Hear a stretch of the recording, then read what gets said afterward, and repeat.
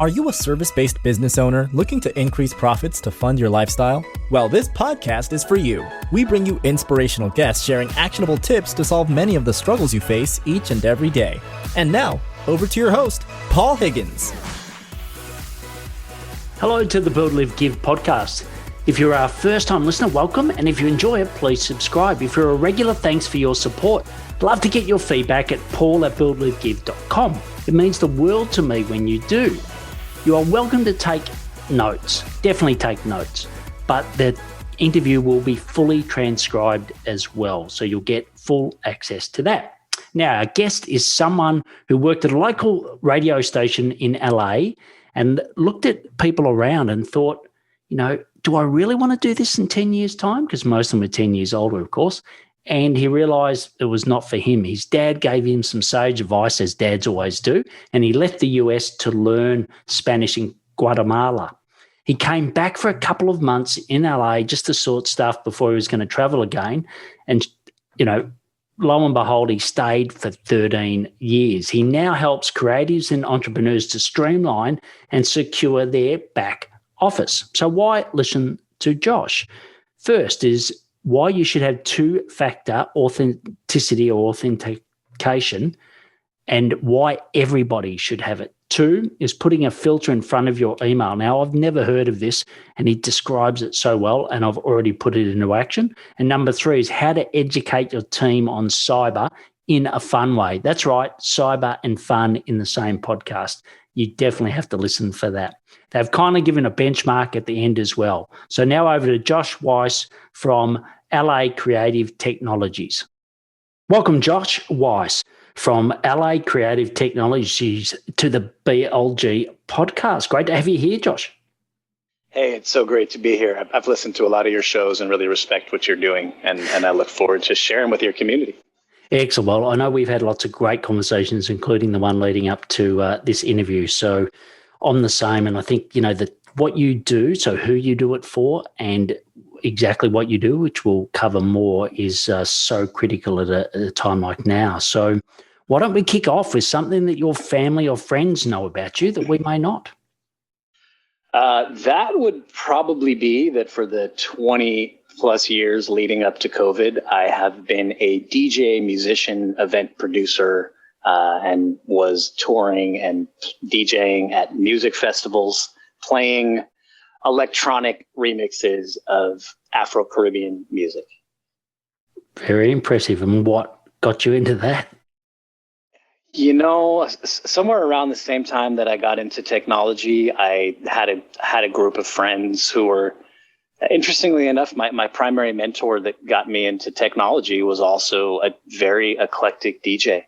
And somehow, my dual passions had a great opportunity to grow over the course of these last couple decades. And when I was in college, I worked in college radio. And my first real professional job out of college was a very consultant-like job for an independent radio station in the San Francisco Bay Area.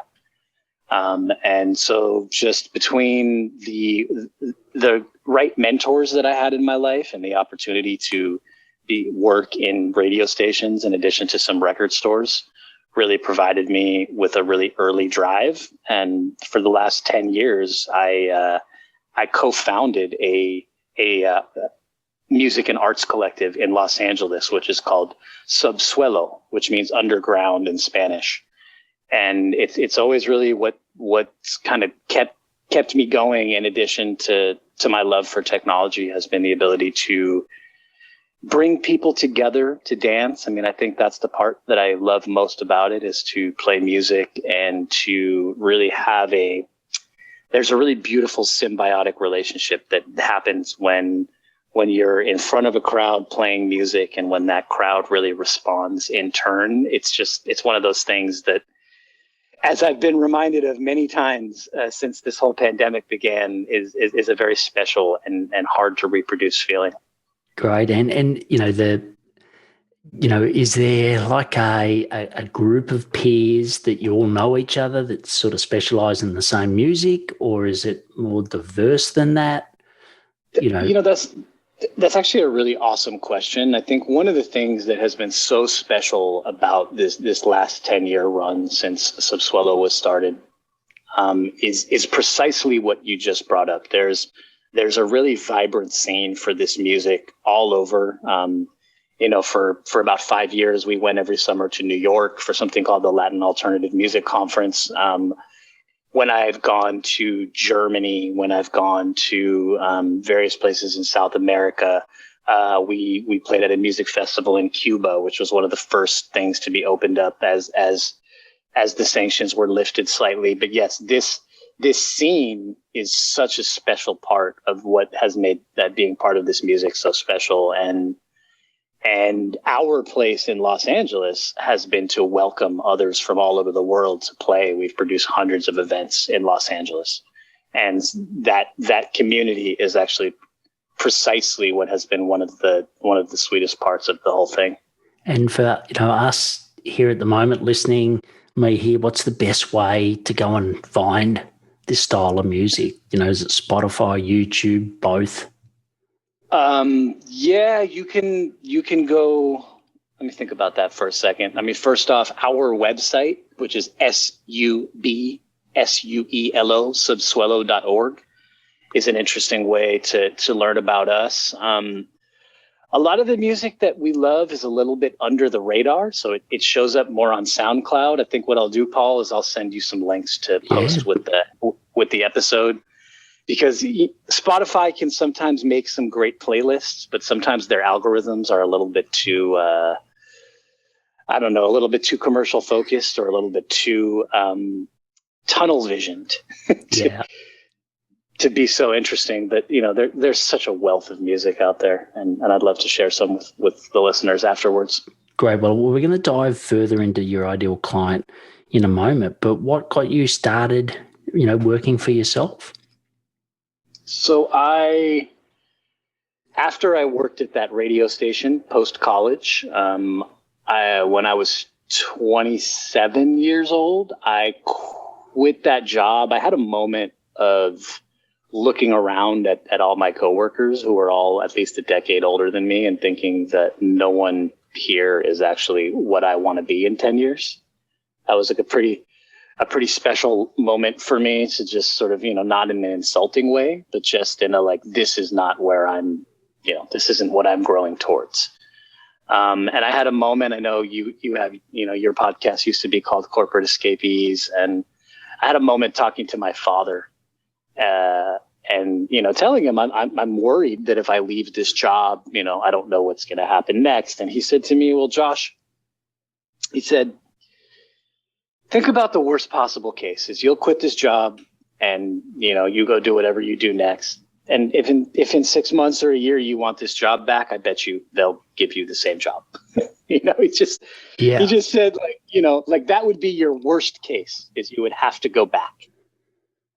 And so anyway, I had that moment and I quit that job and I decided to move to Guatemala for a year because you can have full room and board and get 25 hours of one-on-one Spanish education for back then it was $120 a week.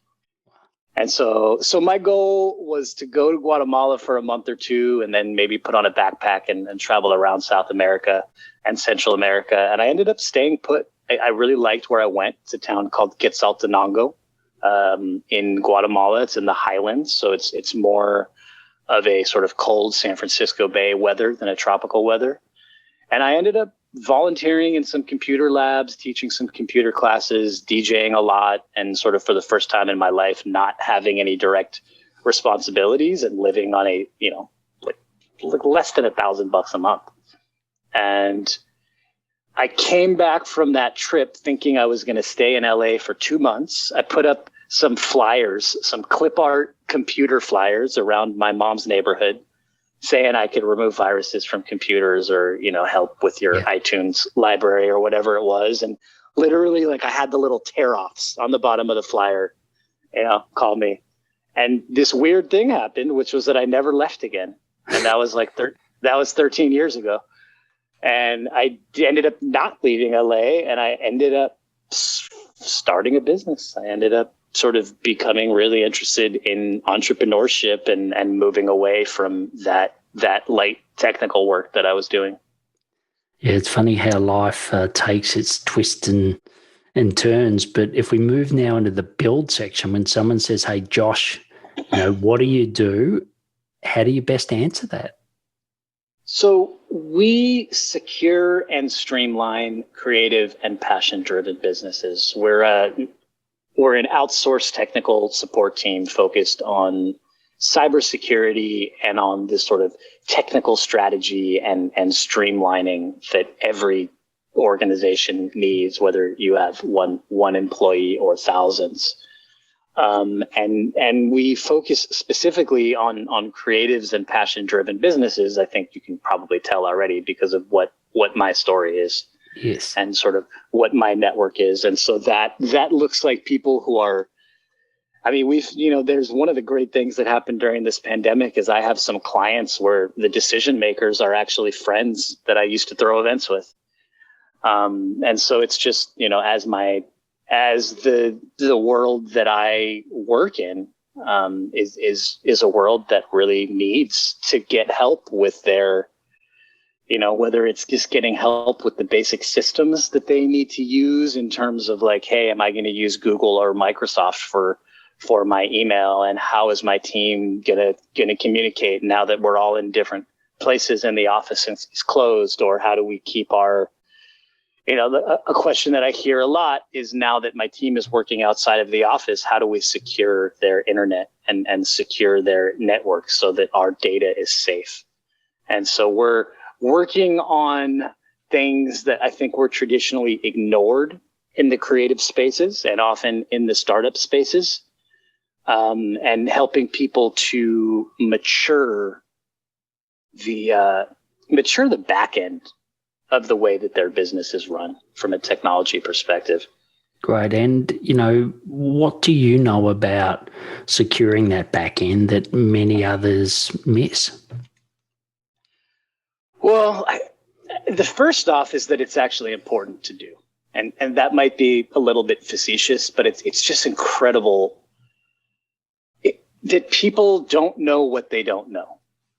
And I think a lot of people have a perspective that hacking, like that, as we're recording this podcast today, there's a huge story that a security company that basically secures like the entire US government had a hack. And I think a lot of people look at that and they think, all right, well, the US government is getting hacked, or like Target and Home Depot are getting hacked. And that doesn't really apply to me, to my business, right? And so the first off is just that it doesn't matter if you're just running a music production nonprofit, or if you're, part of a, just part of a new startup that's not dealing with medical records, or not dealing exactly with people's personal records. But the fact is that we still need to actually keep things secure. And that's because security is very personal these days. And so when I give workshops about cybersecurity to educate staff of our clients about cybersecurity, I usually start those workshops, by saying, obviously, I'm here today because your boss, your company wants the data that you work on in your day-to-day life to be more secure. But I say, hey, this relates to you and to your girlfriend or your wife, or to your parents and to your kids. Like, cybersecurity is essentially the security of how we do everything, especially during the pandemic. And one of the jokes I like to tell is that a few months ago, my girlfriend was in my office one day, and she showed me her phone and said, hey, why is your mom sending me a Facebook message with a weird video in it? And I said, please don't click on that. Right? Because someone had hacked my mom's Facebook, and then they were just trying to send messages to everyone in her contacts group, right? Which would have then ended up with my girlfriend getting hacked. And so I think the two biggest things to start off is that this really applies to everybody, even if you're not either if you're not at a size where you feel particularly targeted, or in an industry where you feel particularly targeted. This stuff is very relevant because you could end up losing a lot of money or having a lot of embarrassment or wasting a lot of time or having just some personal embarrassing things leaked onto the internet. Yeah, and look, I've had a couple of cases. One that really almost ended in financial ruin was somehow they hacked into my Gmail account. It was probably before double authentication. Yes. Yep. And they basically they found out who my financial advisor was. Then they sent it to my team saying, Paul's requested me for you to transfer, I think it was about $10,000 or $20,000 to the account. And, it looked like, and it was copying me, but they just put in one slight change in Gmail that if you looked at it, you wouldn't really see it. So they, set up a fake Gmail account. Long story short, fortunately, that person called me and said, "Hey, is this you?" And I said, "No, it's not me. Stop." And I would have maybe never seen $20,000 again. So, and I was running, probably a 30-person business then. So, like you said, wow. I didn't think I'd be the person that would be hacked, but I was. So let's use me as a bit of an example for everyone listening. So, I come from a corporate background, so I know about, I've got two-step and everything I do, etc. But, my world is Google, effectively, is where I put all my eggs in that basket at the moment. I also use Airtable for all my knowledge. I use Asana for all my project management, and I use Copper for my sales CRM. So let's say that they're sort of the key ones. And I use LastPass to sort of protect them. Now, am I, a low risk, medium risk, high risk with, relying on those companies to keep my data safe through, like I said, a password manager and authentication? Well, so you're in a pretty good spot. You're a pretty solid medium risk, because the first thing that you said, and if you're listening right now, if you take one single thing from this interview we're doing today, go turn on two-factor authentication for every single service that you use. I have a PDF we can link to when we're done that'll tell you how to do that for all the big services. So first off, right, you've got two-factor authentication. That's great. One of the things that I recommend people to do is to have some sort of filter in front of your email. So when someone emails you, does that go directly into Gmail? Yes. So there's services, there's Proofpoint, there's Mimecast. These are essentially services that use artificial intelligence to filter the email that goes into your inbox, specifically looking for the signs of phishing, of people trying to do what that hacker did to you, right? So generally, the first things that we'll do is we'll get two-factor authentication turned on for every service that's in use. We will set up an email filter in front of Gmail or Microsoft to essentially not just be blocking spam, which Gmail does very well by default, but specifically looking for the signs of dangerous messages. The next thing that we think is very important that fits into the type of cloud environment that you're talking about, Paul, is, and I don't know, I know you have some team outside of yourself, right? Yes. So how big is that team? 6 direct, and then I work with a lot of specialists and experts. Perfect. I mean, and this is more relevant for the directs, but I would hope that you're doing some sort of cybersecurity education on an ongoing basis with that team. And the way, what we do with our clients is I like to do a very relatable human personal training first with the team. And, I go through what I brought up earlier that hey, we're doing this for work, but this is very applicable to your personal life. But then what we do is we like to send continuous, what we call phishing tests to that team. And so what I do, I work with a product that actually reads your email and it uses artificial intelligence to write to you in the same way that that hacker wrote to you, Paul. Right. So that if you're the CFO, you might get a fake email that looks like it comes from Paul asking for a wire transfer. But it'll also look at your personal contacts and it might write to you as your wife requesting some information. So what I like to do, the old way of doing that type of training was where you would get this fake message from Google asking you to reset your password or something like that. But the new tests that we use are really,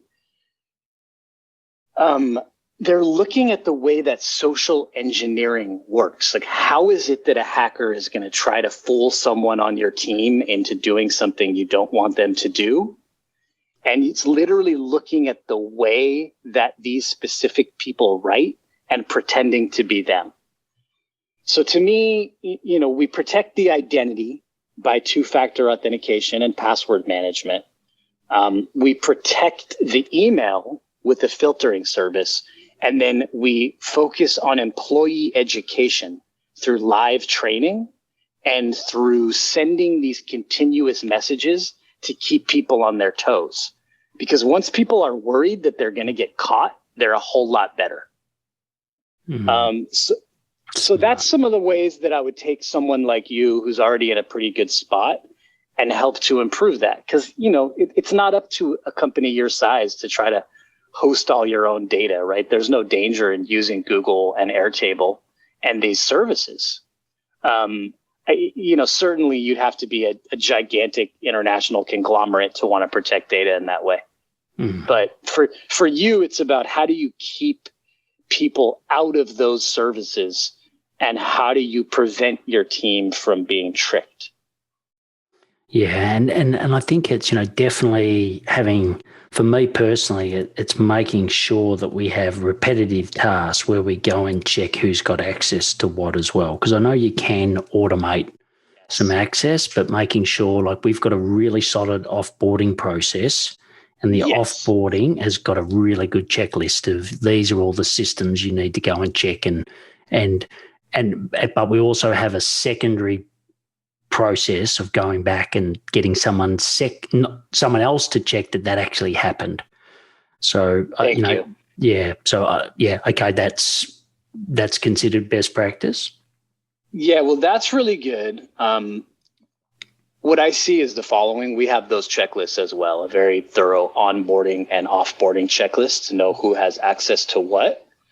In addition to that, what we would build out for people who are slightly more security conscious is, we really need a security management process. So not just double checking that person had their access removed, but you really want to have a process either on a sort of like recurring, more automated basis, or at least as like a monthly process of who has logged in as an administrator this month, right? Who has logged in from where? There's something called a SIEM, SIEM, security incident. I'm blanking, something management.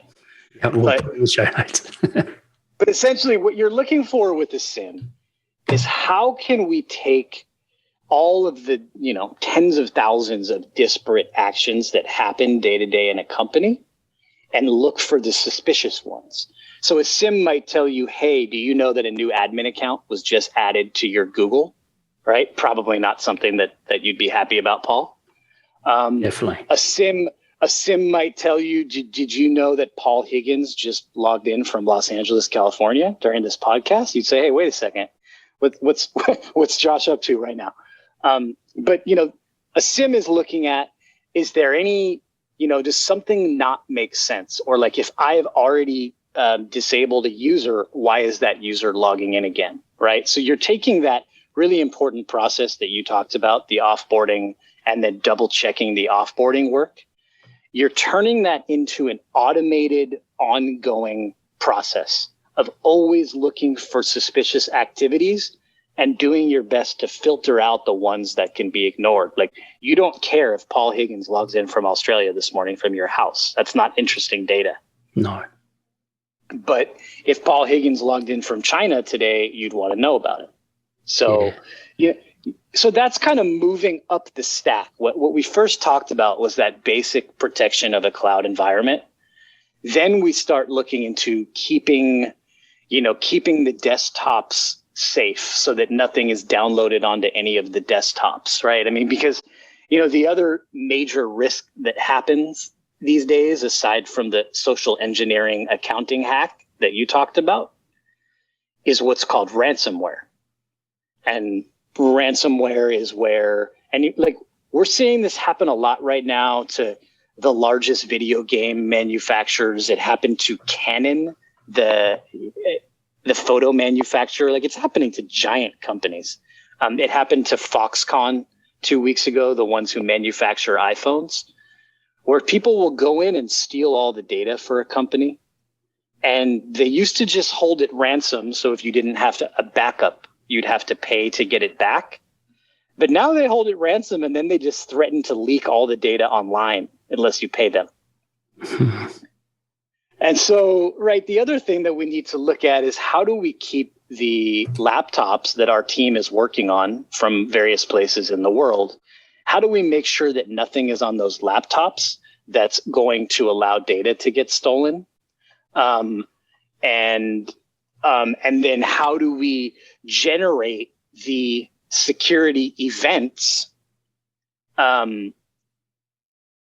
that, and when I say security event, hey, someone logged in. By the way, SIM, Security Event Incident Management. That's what it stands for. Right. So we have a little tool that we install on laptops, which acts like the corporate firewall people used to have in their offices, which essentially allows us to say what is happening on this device. Is an admin account created when it shouldn't be there? Is the device communicating with networks which are suspicious, right? So by using this tool, we can generate the events that a team can then sort through and see if anything relevant is coming out of there. And so that's the other part of the equation, is protecting the devices that people work on, and then actually sorting through the information that their devices and their cloud tools are generating. Brilliant. And look, I know in your LinkedIn profile you say that, you like to take all the jargon out and talk, I suppose, in a language everyone can understand. And look, that's been absolutely fantastic what you've given me, and I've taken notes and we'll definitely do some actions out of it. I just want to pivot for one sec. I talked about my stack, which is a dispersed stack, so it's sort of best in breed. What's your view on that versus going, into one integrated stack?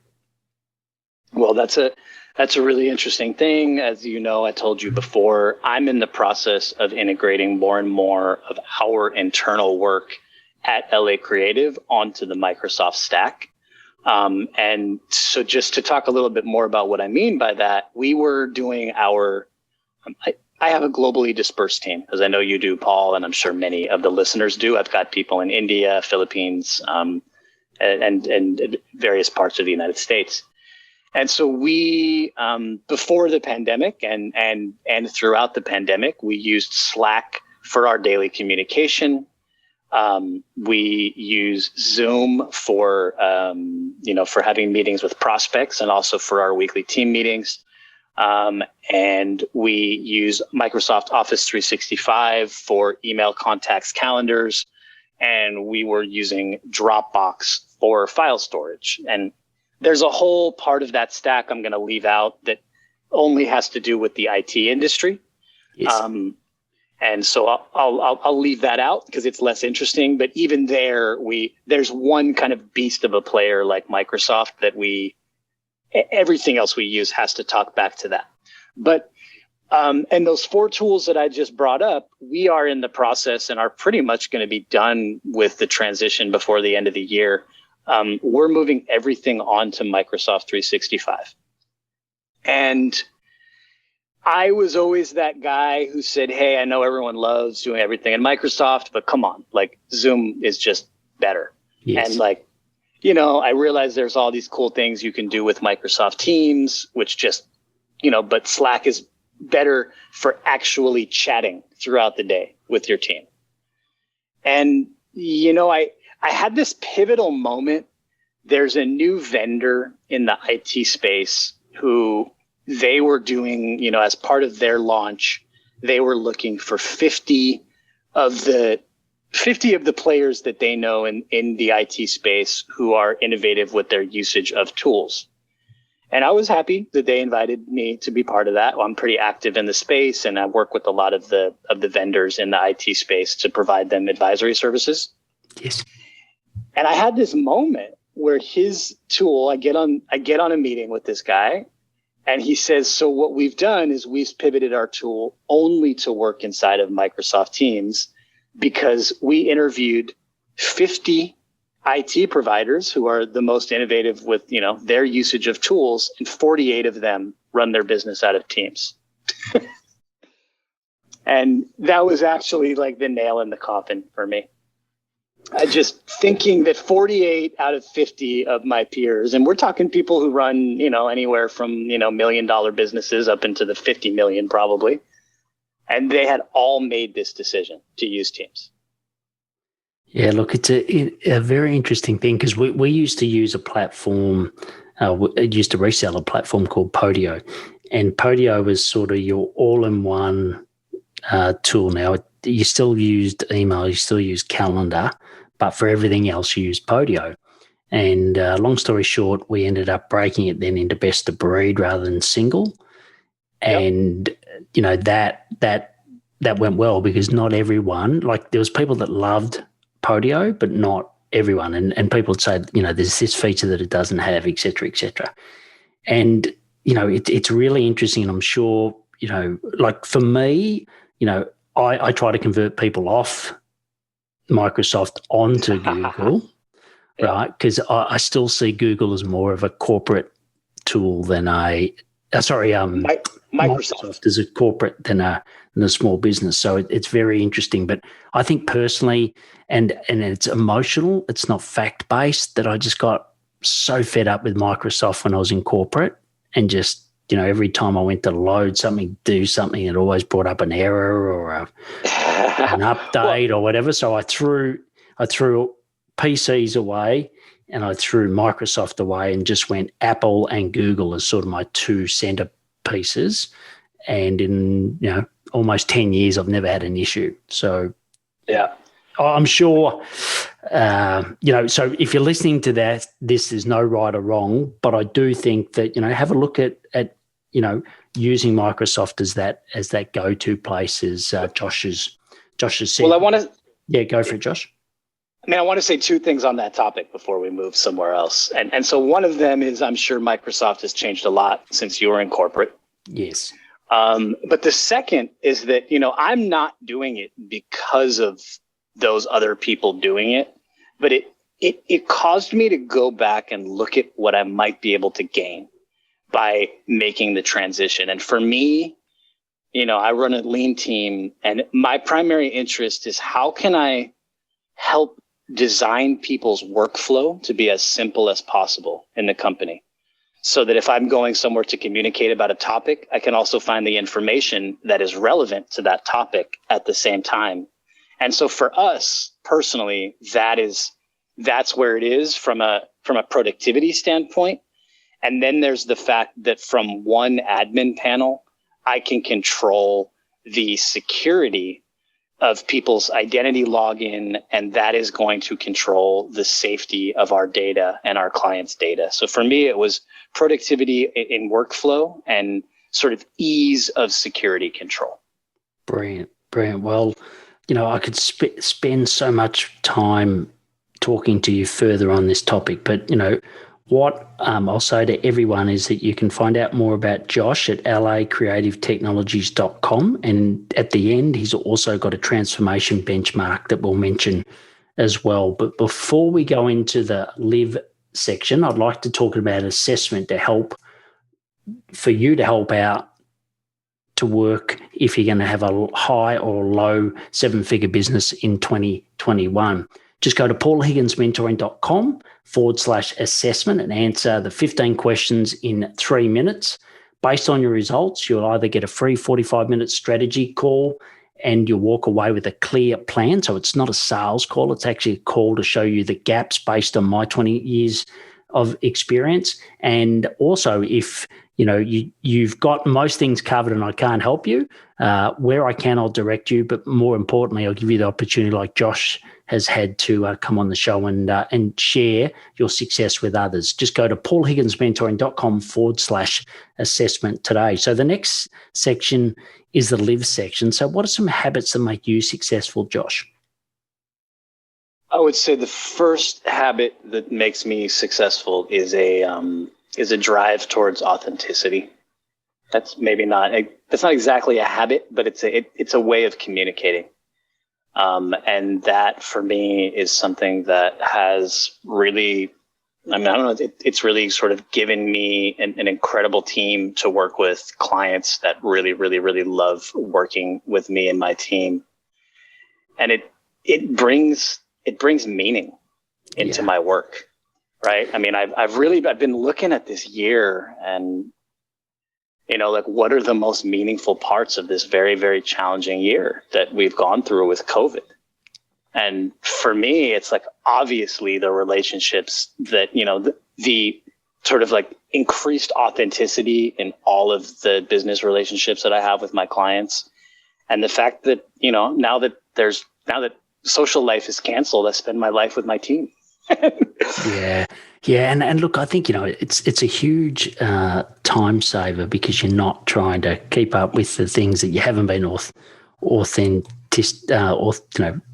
in. Authentic. Yeah. So, that saves you a huge amount of time. And I do think it's the same. Like, we've had lots of clients that if you've done the right thing by people, they will pay you back in times of in the really hard times. And I think, I've seen a lot of businesses drop off the face of the earth that didn't have that loyalty, didn't have that authenticity. And well done for you and everyone else that's listening that has done that, because it does pay you back. And I think these difficult times in 2020 have proven that. So the next is the give section. So what charity or community are you passionate about and why? Well, this has been a year for me. I've helped my girlfriend heal from cancer this year. And so what I've been looking at is, it's interesting. Just today, we were actually looking at some sort of personal GoFundMes that we can assist for people who are going through it. For anyone who doesn't live in the United States, they don't really have healthcare here. Mm-hmm. And so, what I've been driven to the most, I think, rather than like a charity per se, is helping people who are going through difficult situations in their sort of personal healing by donating. And so it's become really about looking to the kind of like watching my social feed, essentially, and like seeing who needs help. And then the other thing that's very important from living in Los Angeles is we have an incredible problem with folks who have lost their homes, which is getting a lot worse in the pandemic. And so that's the other place that I really see it as important to be providing assistance, is with people who are unhoused, living in a society with a lot of wealth all around. But I go through this weird thing. I live in a pretty beautiful house and in a beautiful tree-filled neighborhood, and I drive 6 minutes to work, and I go through multiple homeless encampments. And so you go through this, like, it's like a science fiction movie, kind of like moving through these like two completely different, disparate worlds in less than 10 minutes. And so that's the other place where I've seen it as really important to contribute. Yeah, look, I've got so many clients, or lots of clients in California, in particular LA, that say a similar thing. And I just spoke to a potential new client that said that as well. So well done for you, not just driving by and doing nothing, but actually, helping. And I wish your girlfriend every success in healing. And the charity that I put my book proceeds to, and also a portion of my revenue, is to the Purple House. So you can go to thepurplehouse.org.au, and they help Indigenous Australians get access to dialysis. And having been on dialysis, having a transplant myself, I just know how difficult it is to be on dialysis, and it's a great cause that does that. So the last section is the rapid fire section, so where I'll ask you some questions and get some rapid fire responses. So the first one is, what are your top 3 personal effectiveness tips? Get a lot of sleep, delegate as much as possible, and automate everything. Brilliant. And, you've given so many great tools that we've talked about, technology. What's one other essential part of tech that you use that we haven't discussed? We haven't discussed. I am going to go with using Process Street to build checklists, and being able to have a tool that I can throw checklists into that people are going to be able to reliably follow to get stuff done. Excellent. Well, yeah, look, I bought that at an AppSumo deal and I still haven't used it. So you've given me some encouragement to do it. Well, hey, I bought it on AppSumo and I've been using it for years. So there you go, the left and the right hand. What's your best source of new ideas? I guess it would be Feedly. I have a blog reader. Ever since Google killed Google Reader forever ago, I switched to a tool called Feedly, and I use Feedly to aggregate blogs, and it's a really good way. So I use Feedly a couple different ways.